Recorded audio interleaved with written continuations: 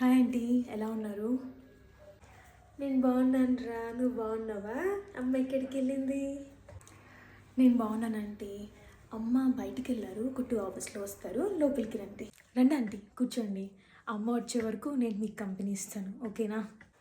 ఏ కంపెనీలో వర్క్ చేస్తావు తల్లి నువ్వు? అమెజాన్లో వర్క్ చేస్తాను ఆంటీ నేను. ఆ పార్సల్ పంపించే దాంతో పని చేస్తూ ఉంటావా నువ్వు? అంటే నువ్వు కూడా పార్సల్ పంపించావు అన్నమాట. డెలివరీ సెషన్ కాదంటే నేను డెవలపర్గా వర్క్ చేస్తున్నాను అమెజాన్లో. మేము కోడింగ్ పైన వర్క్ చేస్తాము. అదంతా డిఫరెంట్ టీం చూసుకుంటారు పార్సల్స్ అనేది. ఆ కోడింగ్ ఇట్లా మాకు తెలియదులే అమ్మా. చిన్న బతుకు ఈమె దగ్గర ఇరుక్కొని పోయానంటారా బాబు. ఈరోజు పొద్దున్నే మా కొడుకుది ఒక ఆర్డర్ వచ్చింది. కాకపోతే ఆ షర్ట్ సైజ్ చాలా చిన్నగా ఉందన్నమాట, 1 ఇంచు చిన్నగా ఉంది.